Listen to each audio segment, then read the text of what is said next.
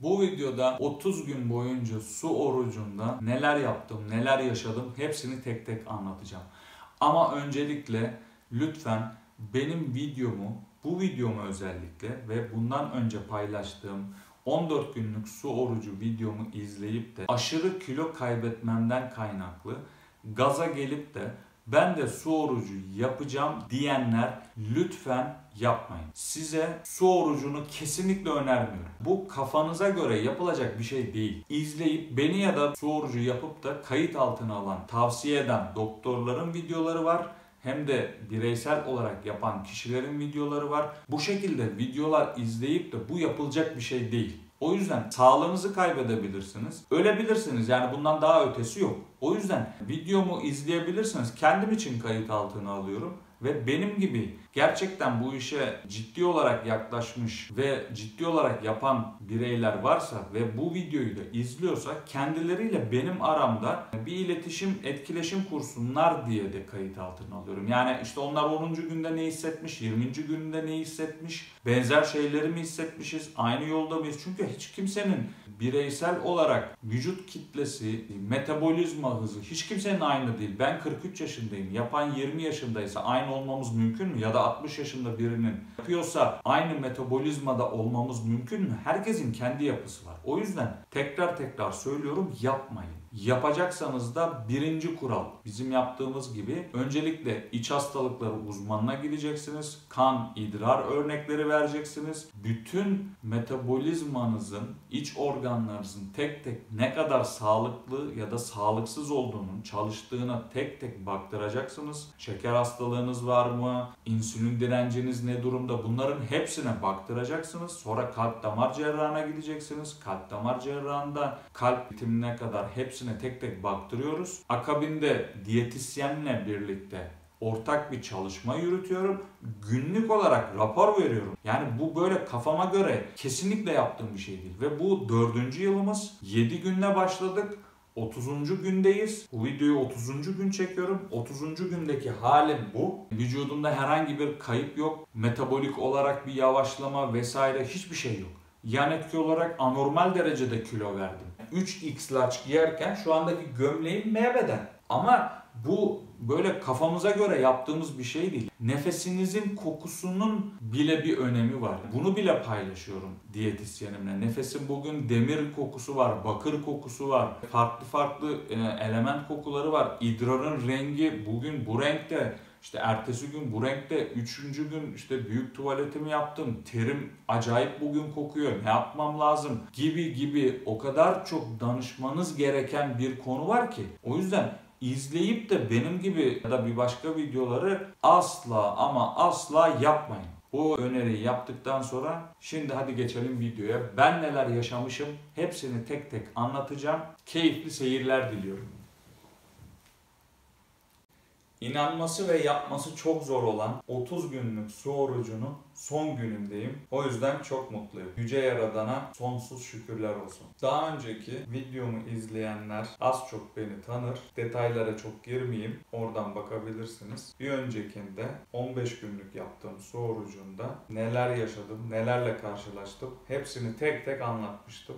Bu seneki hedefim 30 gündü ve 30.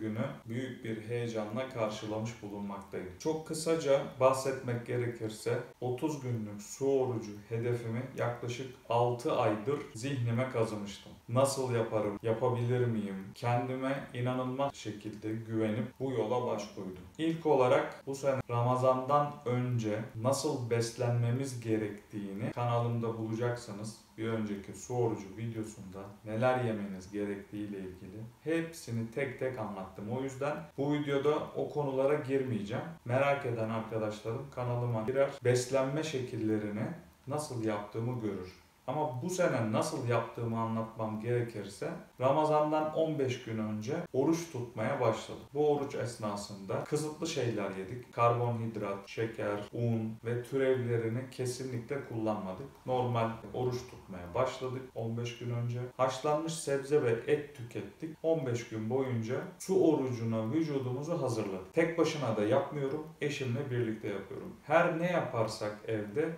eşimle birlikte yaptığım için başarılı oluyorum. Siz de bu konuda bir yol çizecekseniz, eğer yalnız yaşıyorsanız bu konuda çok rahat edebilirsiniz. Çünkü yanınızda, yörenizde, etrafınızda size olumsuz şekilde etkileyecek yorumlar duymayacaksınız. En yakınlarınız yaptığınız işe zaten en çok karşı gelenler olacak. Çünkü bu çok inandırıcılığı olan bir şey değil. Sizin ne kadar yemek yediğinizi ya da sevdiğinizi bilen arkadaşlarınız, anneniz, babanız size kendi fikrince aç kalmanın zararlı olduğunla ilgili bir sürü olumsuz cümle kullanacağı için siz motivasyon olarak otomatikman düşüyorsunuz zaten. O yüzden ya bunu gizli yapın, kimsenin bilmesine gerek yok. Ya da yalnızsanız hiçbir problem yok. Ya da evinizde bir kişiyle birlikte yapın. Biz 4 kişilik bir aileyiz. 2 tane yetişkin çocuğum var. Biri 11 yaşında, biri 13 yaşında. Çocuklar normal yemek yemeye devam ediyorken biz su orucunu başarıyla 30 günü tamamladık. İlk olarak zihinde bitirmeniz gerektiğini kesinlikle tavsiye ediyorum. İkinci olarak benim bir önceki video ile ilgili birçok sorunuz var. Birçoğunu cevapladım ama bazı soruları da genel olarak buradan cevaplayacağım. Soru soramayanlar için de bir cevap niteliği taşısın istiyorum açıkçası. O yüzden videoyu sonuna kadar izleyebilirseniz kafanızda soru işareti kalmayacak. Birinci olarak su orucunu zayıflamak için yapmayın. Çünkü bu sizin için büyük bir hayal kırıklığı yapabilir. Moraliniz bozulabilir. Yapamadığınız için de psikolojik sorunlar da yaşayabilirsiniz. Öncelikle bu ve türevleri videoları izlediğinizde gaza gelip de ben hemen yapıyorum, işte yarın başlıyorum dememeniz gerekiyor. Bunun bir süreci var. Biz bu süreci 4 yıldır yapıyoruz. İlk başladığım sene 7 günle başladım. 14 gün, 21 gün ve bu sene 30 günü tamamladım. Mesela 3 gün deneyebilirsin. 3 günün size çok bir faydası olacağını düşünmüyorum ama kendinizi denemek için bir 3 gün yapın. Yani 3 gün aç kaldığınızda kendinizi nasıl hissettiğinizi bir görün. Ama hedefinizi birdenbire işte 14 gün, 20 gün, 5 gün, 10 gün gibi yüksek rakamlar koyar da yapamazsanız bu sizi çok büyük yıkıma uğratır. Kendi sürecimden bahsetmek gerekirse iç hastalıkları uzmanı bile önermiyor bu işi. Ben su orucu yapıyorum dediğimde 4 yıldır aynı doktora gidiyorum ve her seferinde diyor ki yapma. Yapma yani bu önerilecek bir şey değil. Bu benimle alakalı, kendi sağlığımla alakalı bir şey. Benim inandığım bir konu var. Eğer vücudumu aç bırakırsam ileride oluşabilecek kötü hastalıkların önüne geçebileceğim inancı var. O yüzden ben kendim için yapıyorum. Yani ne sizin için yapıyorum ne de izleyenlere bir şey ispat etmek için ya da etrafıma hiç kimseye bir şey ispat etmek için yapmıyorum. Kendi sağlığım için yapıyorum. Ama bunun en büyük yan etkisi aşırı derecede kilo vermem oluyor. Bu iş bittiğinde yakın çevrem beni bir ay boyunca görmediğinde bir bakıyor ki sen ne yaptın da bu kadar zayıfladın. O yüzden bunun yan etkisi olarak zayıflıyorsunuz tamam. Ama vücudunuzu tanımadan, bilmeden kafanıza göre belki şeker hastalığınız var, belki tansiyon hastasınız, belki kalp rahatsızlığınız var.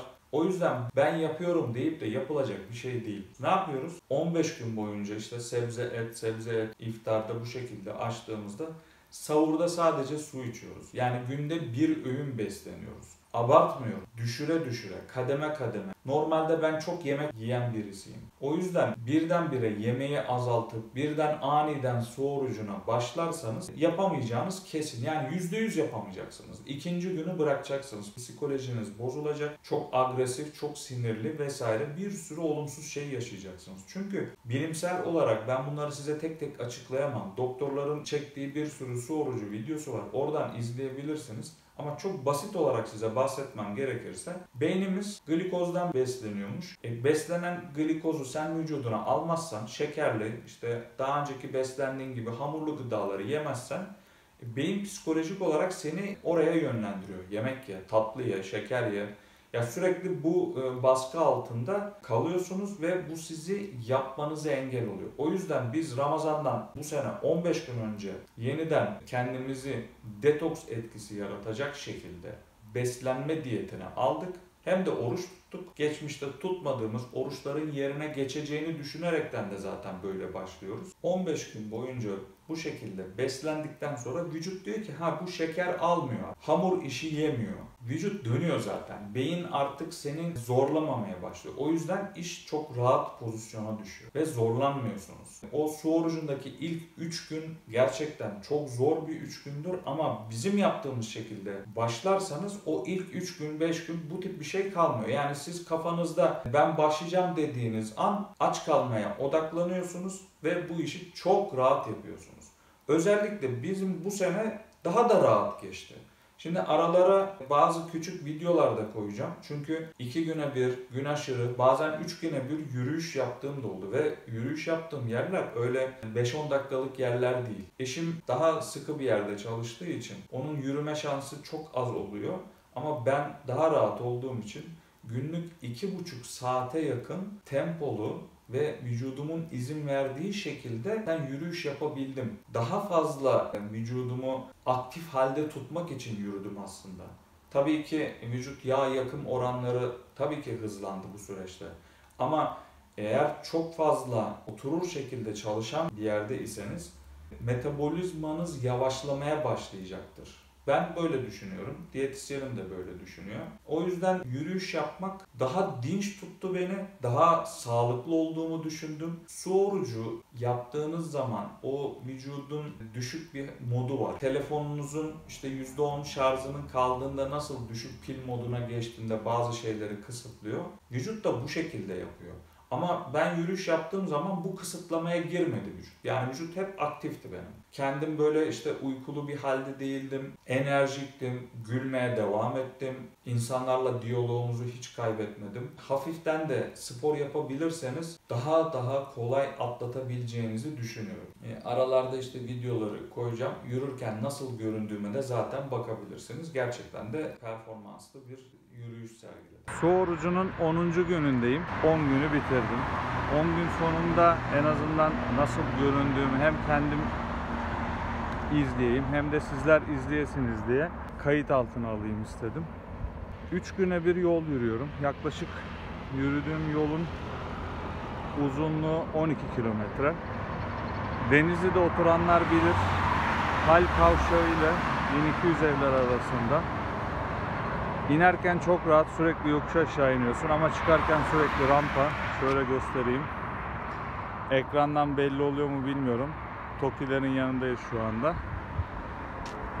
Buradan Hal'e kadar iniyorum. Sonra 1200 evlere kadar çıkıyorum. Geri geliyorum. Toplam 12 kilometre aşağı yukarı 16.000-17.000 adım arası oluyor. 2 saat 15 dakika gibi sürüyor. Vücudumun direncine göre çok hızlı yürümüyorum. Vücudumun bana emrettiği kadar hızla yürüyebiliyorum açıkçası. Öyle zorlamıyorum. Ama yürüyüşümde bir fark yaptım bu sene. Ne kadar doğrudur yanlıştır bilemem. Tamamen kendi tercihim olarak işte göbek bölgesinde yağlanma olduğu için oraya at kestanesi yağı ve Hint yağını karıştırarak bütün göbek bölgeme ve bel bölgeme sürüyorum. Streç filmle de 2 tur doluyorum. Ondan sonra üstüme de kalın giyiniyorum. Biraz ter atmak için. Geri döndüğümde finalde göbek bölgemden inanılmaz su kaybediyorum. Belki zararlıdır bilemem ama ben 10 gündür sadece 2 gün yürümedim. Geri kalanını hep yürüdüm. O yüzden şimdilik bir zararı yok. İnşallah 30 gün boyunca da yürümeye devam edeceğim. Şimdilik görüşmek üzere. Su orucunda 20. güne girdim. Bugün 20 gün itibariyle hiç yemek yemeden sadece su ile hayatta kalınabiliyormuş. Bir kez daha kendim bunu tecrübe etmiş oldum. Neler kaybettim? Beden olarak şöyle görebilirsiniz. Gerçekten de vücut küçülüyor. Omuzlarım yani ekrandan çok belli olmuyor ama yüzüm küçülüyor. Bana gelen tepkiler bu şekilde. Ben kendimi çok iyi hissediyorum. İlk 10 gün 3 güne bir yürümüştüm. İlk baştan her gün yürümüştüm ama sonra 3 gün ara vermek zorundaydım. Ama 10. günde vücut alıştı iyice. O son bir önceki çektiğim videodan itibaren 2 güne bir yürüyebildim. Gene aynı yol, aynı kilometre. Burada sıkıntı yok. Yavaş tempo, gördüğünüz gibi hani çok hızlı değil.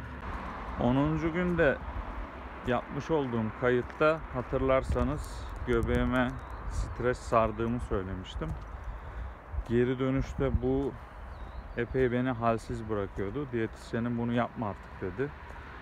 Aşırı tuz ve su kaybı birdenbire zararlı olabilir dedi. O yüzden onu yapmıyorum. İlk 10 gün yaptım sadece yürüdüğüm zamanlarda. Artık normal yürüyorum. O konuda daha rahatladım açıkçası. Şimdi bunun neticesinde su orucunda yapmamamız gereken şeyleri de size ufaktan bahsedeyim. Kesinlikle çay, Türk kahvesi, Nescafe vesaire bunlar yok. Niye yok? Sıvı gıda aslında ama ben aynı zamanda vücudumdaki Candida bakterisinin de temizlenmesine, yani sıfıra indiremiyorsunuz ama en aza indirmeyi planladığım için çay ve Türk kahvesi ya da Nescafe bunları içmiyorum. Kahve metabolizmayı hızlandırdığı belli. Ancak ben Candida'dan da kurtulmak istiyorum. Çünkü tamamen detoks yapmak istiyorum vücuduma. Vücudumdaki birikmiş ağır metal vesaire ne varsa tamamının temizlenmesini istediğim için.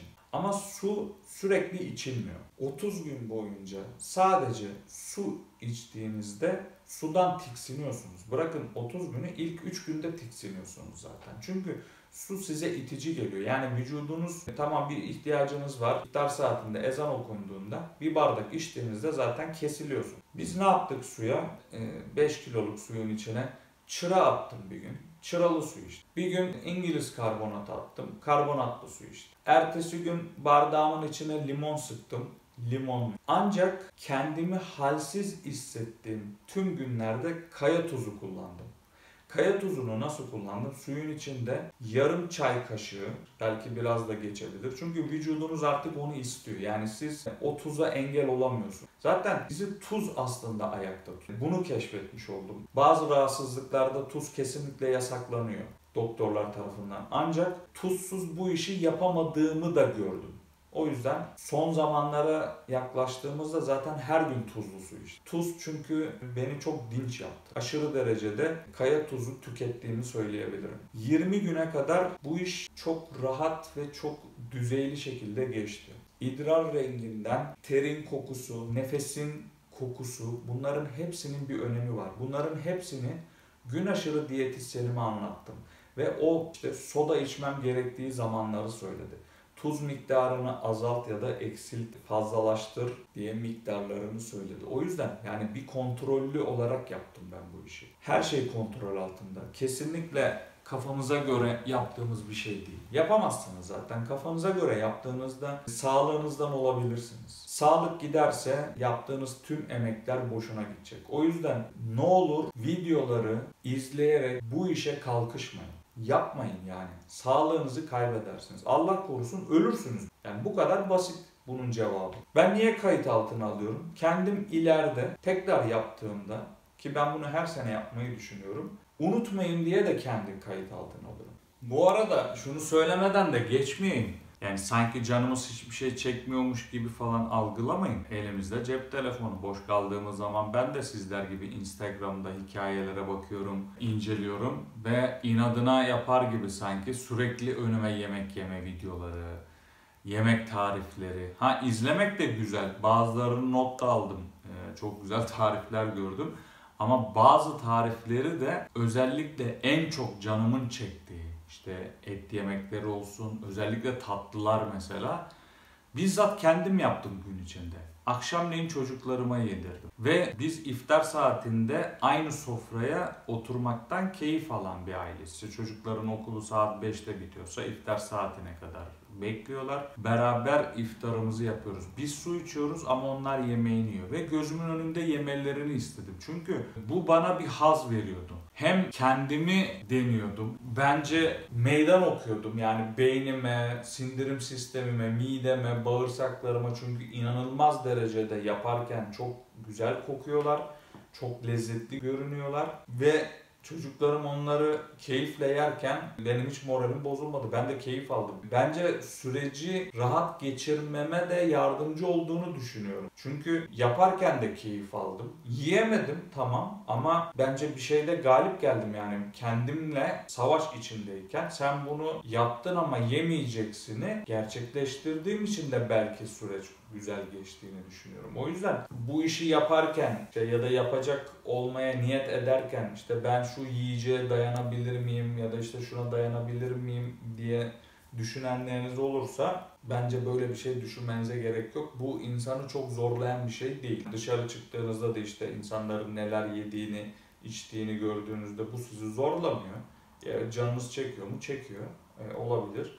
Ama sonuçta daha önce de bahsettiğim gibi su orucu Ramazan ayında daha sonraki bir zaman diliminde yapmak bence çok zor. Çünkü belki bu ilahi bir sistemin bize yardımcı olması. Ramazan ayındaki o bilinç, tabii ki bunun 5-6 ay öncesinden kendimizi şartlandırıyoruz. O ayrı bir konu. Ama Ramazan ayının maneviyatının gücü bence burada devreye giriyor. Çünkü gün içinde zaten açsın. İftar saatine kadar bir şey yemeyeceğinden eminsin. O yüzden süreç Ramazan ayında çok kolay oluyor. Örneğin ben yaz aylarında, yaz bitiminde, kış girerken böyle 1-2 gün denemek istedim. Bir gün bile dayanamıyorum mesela. Olmuyor. Çünkü yani ben nedeni de çok bilmiyorum ama yapamıyorum yani. Olmuyor. O yüzden bu iş Ramazan ayında harika. Bunu da söylemeden geçmeyeyim istedim. Devamında 20 günü atlattıktan sonra bazı değişiklikler yaptık. Ne yaptık? 23, hatta onun öncesinde şunu da söyleyeyim. En çok sorduğunuz sorulardan bir tanesi işte lağman yapıyor musun diye. Hayır, kesinlikle böyle bir şey yapmanıza gerek yok. Yemek yemeyi bıraktığınızdan itibaren işte 3 gün, 4 gün, artık 5 gün belki zaten büyük tuvaletinizi rahatça yapabiliyorsunuz. Onun sonrasında pankreas çalışmadığı için, sindirim sistemi çalışmadığı için, zaten sindirim sistemini uyutmak bizim asıl niyetimiz. Bu doğrultuda büyük tuvaletinizi yapmıyorsunuz. Ama burada önemli olan bir konu var. Gaz çıkarma konusu çok önemli. O yüzden kendimi takip ediyorum. Günlük o gaz çıkarmayı bilmeniz lazım, yapmanız lazım. Eğer birkaç gün üst üste eğer gaz çıkmıyorsa bence bu tehlikeli duruma geçiyordur. Yani ben bunu doğru bulmuyorum. O yüzden eğer yapmasaydım, yani gaz çıkarma olayı olmasaydı ben su orucunu o gün keser. Açık ve net söyleyeyim arkadaşlar. O yüzden bu konu önemli. 30 gün boyunca belli aralıklarla yani benim bağırsak hareketlerimin çalıştığından ben çok eminim. 20. 21. günlerde bir önceki çektiğim videoda da izlediğinizde göreceksiniz zaten. Pancar suyu burada devreye giriyor. 20. günden sonra böbrek ve safra kesesi içinde birikmiş olan kum, taş ve da benzeri sert oluşumları pancar suyuyla temizleme yöntemi var.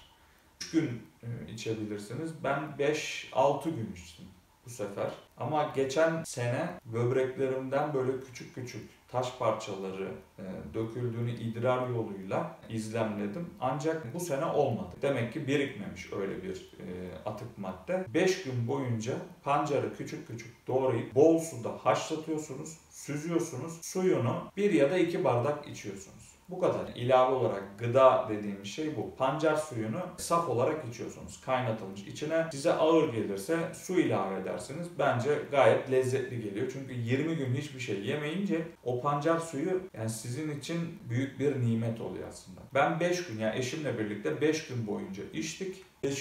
gün itibariyle yani 25-26. günlerde de magnezyum takviyesi aldık. Bunu niye aldık? Çünkü sırtımda, aynı şekilde eşimde de oldu, sırt, omurilik bölgelerinde kas ağrıları çekmeye başladım. Belki yürüdüğüm içindi, belki metabolizmanın bozulmasıyla alakalı. Ben bunu hemen diyetisyenime söyledim, hani ne yapabilirim? Vücuduma yani su orucuna zarar vermeyecek şekilde bana ne önerebilirsiniz dedim. Çünkü ağrı kesici içemem. Çok şiddetli ağrımıyor ama oturup kalkarken bel zincir bölgesinde böyle sırt ağrıları hissetmeye başladım. Magnezyum takviyesi alman gerektiğini söyledi. Onu da şimdi markayı veremem buradan ama kapsül şeklinde magnezyum var. İçi böyle siyah iğne ucu gibi parçacıklardan oluşuyor. kapsül şeklinde. O kapsülü suyun içine boşaltıyorum. Hatta 2 kapsül yaptım ben. Karıştırıyorsunuz. Suyla birlikte içiyorsunuz. Tadı çok lezzetli değil ama ikinci, üçüncü günlerde ağrıyı bayağı hafifletti. Magnezyumdan kaynaklı ağrı olduğunu söylemişti zaten. Bunu da bu şekilde çözdük. Kapsül olarak yutmuyorsunuz çünkü kapsülde sığır jelatininden yapıldığı için sindirim sistemini çalışacağını söylediğinden, o yüzden su orucuna zarar verecekti. Sadece içindeki maddeyi kullandık, içtik. Bugüne kadar bu şekilde geldik. Ek bir gıda takviyesi yok. Onun dışında 30 gün bu süreç içerisinde geçti. 30. gün sonunda konuşuyorum şu anda sizle. Su orucuna ayrıca Ramazan'ın 1. günü başlamadık biz. Ramazan'a 3 gün kala başladık ki Ramazan'ın son 3 günü daha alabilelim. Bayramda da belki kendimizi rahatsız hissedebilirdik. Bayram ziyaretlerinde psikolojik olarak hem de bedensel olarak daha rahat olabilelim diye bayramdan 3 gün önce başladık. O yüzden bugün Perşembe günü, Cumartesi Arife, Pazar günü bayram. Bu 3 gün boyunca da ve sonrasında da nasıl besleneceğimi anlatacağım size. Diyetisyenimin önerdiği şekilde vicdan çorbası diye bir çorba yaptık. Daha dün akşam beraber yaptık eşimle. Kabaktan açıklama kısmına size vicdan çorbası ile ilgili linki paylaşacağım. Oradan ulaşabilirsiniz. Onu da başka bir diyetisyen paylaşmış. Çok uzun zaman önce böyle bir çorbayı önermiş ve çorba kesinlikle ödem yapmayan bir çorba. İddiasına göre de tencerenin dolusunun tamamı 350 kaloriymiş. O yüzden bir tabak mı içeceksin dedi bana, 3 tabak mı içeceksin? İstersen tencerenin tamamını iç eğer miden alıyorsa, ama sadece bunu iç dedi. Yani yanında ekstra bir şeyler yiyip içme. Özellikle tohum ve benzeri gıdalardan, işte çekirdek gibi ya da bunlarla yapılan nohut, mercimek türü vesaire şeylerden de şimdilik uzak duracağım. Sadece 3 gün. 3 gün boyunca iftarda vicdan çorbasıyla karnımı doyuracağım. Sonrasında zaten bayram gelecek. Bayram sonrasında da devam edeceğiz. Nasıl devam edeceğiz? İşte sebzeyle besleneceğim. Özellikle işte sevmediğimiz sebzeler nedir? Pırasadır, lahanadır, brokoli, karnabahar. Önce bunların yemeklerini tüketeceğim. Yanında tabii ki de et de tüketeceğim. Ama uzun bir süre karbonhidratlı ve unlu gıdalar, mamuller tüketmeyeceğim. Çünkü bunları tükettiğiniz zaman vücut su toplamaya başlıyor ve neticesinde siz otomatikman kilo alıyorsunuz. Beslenme alışkanlığınızı değiştirmezseniz emin olun yaptığınız bütün emek boşuna gidiyor. Biz ilk 3 yıl boyunca şöyle bir felsefe güttük. Dedik ki ben 7 gün kendime sahip çıkarım, vücudumu arındırırım ama sonrasında da istediğimi yerim. 14 gün boyunca yaptığımda ne kadar kilo verdiğimi zaten o videoda göreceksiniz. Bu sefer özellikle kilomu ölçmedim. Çünkü bu aşırı derecede sizi gaza getiriyor ve çok fazla istek yapıyorsunuz. Ama ben şöyle söyleyeyim. Geçen sene gene özellikle bu Ramazan ayına kadar olan kısımda gene kendime dikkat etmedim. Yemek yeme alışkanlığımı düzenlemedim. Düzenlemediğim için de gene aşırı kilo aldım. Ama şu anda 89 kiloya düşmüş bulunmaktayım.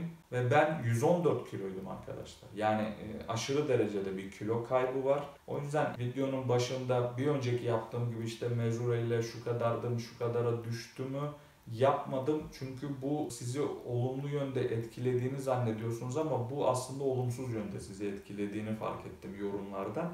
O yüzden böyle bir şey paylaşmadım. Şöyle hafifçe ayağa kalkayıp kendimi göstermem gerekirse 3X large giyerken şu anda gömleğim M beden. Yani onu söyleyeyim, o kadar söyleyeyim size. O yüzden su orucu bittikten sonra kesinlikle meyve suyu gibi şeylerle orucunuzu açmayın. Bu vicdan çorbası çok mantıklı geldi bana. O yüzden de 3 gün bunu kullanacağım, bunu içeceğim. Beraber eşimle beraber içeceğim. Sonrasında sebze yemekleri ve et yemekleri ve artık bu sene itibariyle yediğime içtiğime de dikkat edeceğim. Çünkü bir dahaki seneye 30 gün yapmak istemiyorum. Bu arada aklıma gelmişken de hemen ilave edeyim. Şu anda 30. günde kendimi o kadar rahat hissediyorum ki bu 40 günde yapabilirim, 50 günde yapabilirim. Yani bu beyinde biten bir şey. Odaklanmayla alakalı bir şey. Bu iple çektiğiniz bir şey değil. Yani sonu bir an önce gelsin, bir an önce bitireyim. Hayır, öyle bir şey yok. Beynen bunu bitirdiğiniz için ben şu anda o yüzden çok rahatım. Dediğim gibi 40-50 günde yapabilirim. Ama hedefim 30 gündü, 31 gün yapmayacağım. Yani hedefimi şaşmayacağım. Ancak yediğime içtiğime bundan sonra dikkat edeceğim. Çünkü geçen sene 92 kilonun altına düşememiştim. Ne yaparsam yapayım düşmemişti. Ama bu sene artık bunu da kırdığımı gördüm. Bunun da kolay açıklamasını yapıyordu diyetisyenim. Çok uzun süre sen 92 kiloda kalmışsın ve bedenin bunu hafızaya almış. O yüzden izin vermiyor demişti. Biraz da D vitaminiyle de alakası varmış bunun. Bayramdan sonra D vitamini ölçümlerimi de yaptıracağım. Vereceğim. Eğer D vitamininin eksikliği varsa ona göre de takviye alacağım. Bir dahaki seneye artık 30 gün ya da 40 gün, 50 gün diye bir hedef koymayacağım. Çünkü her şeyden önce Ramazan'da su orucu yaptığınız zaman kendinizi soyutlamak zorunda kalıyorsunuz. Akraba çevresi ve geniş bir aile yapısına sahibiz ve insanlar bizi ağırlamak istiyor iftarda. Biz eş dostumuzu iftarda ağırlamak istiyoruz ama ne yazık ki Ramazan'da resmen inzivaya çekilmiş gibi kendimizi eve kapatıyoruz. O yüzden bu çok hoş bir durum olmuyor. Şimdi 4 yıldır insanlar bu sistem olarak bize dile getiriyor. O yüzden bir dahaki seneye belki 7 gün yaparım, belki 15 gün yaparım bilmiyorum. Hani onun için şimdiden örnek vermeyeceğim. Kendimi de şartlandırmayacağım açıkçası ama dikkatli ve gerçekçi besinlerle beslenip artık bu duruma kendimi çok fazla düşürmeyeceğim. Çünkü 7 günde yeterli olduğunu düşünüyorum. Hani daha üstü belki daha faydalı. Kontrollü şekilde 30, 40, 50 günlerde kanser tedavilerinde kullandığını da duydum. Ne kadar doğru bilemem. Sadece bu bir duyum. Bazı videolarda da duydum öyle. Ama sağlıklı bir birey olarak bence hani bir hedef koyduğum için 30 gün yaptım. Ancak bence gerek var mıydı? Bence gerek yok. O yüzden fazla insanlardan da uzaklaşmamak gerektiğini düşünerekten bence bu kadar yeter. Bu süreci bu şekilde kolay olarak atlattığımızı düşünüyorum. İzlenimleri şimdilik bu kadar. Videoyu buraya kadar izleyerek, keyif alarak geldiyseniz emeğe saygı olarak da beğenip kaydetmeyi, paylaşmayı ve abone olmayı lütfen ihmal etmeyin. Hepinize çok çok teşekkür ediyorum izlediğiniz için. Ramazan bayramına denk geldiği için de hepinizin bayramını tek tek kutluyorum. Büyüklerimin ellerinden öpüyorum, küçüklerimin gözlerinden öpüyorum. Mutlu, huzurlu, daha nice bayramlar geçirmenizi temenni ediyorum. Unutmayın, her şey kafada bitiyor. Gerisi boş.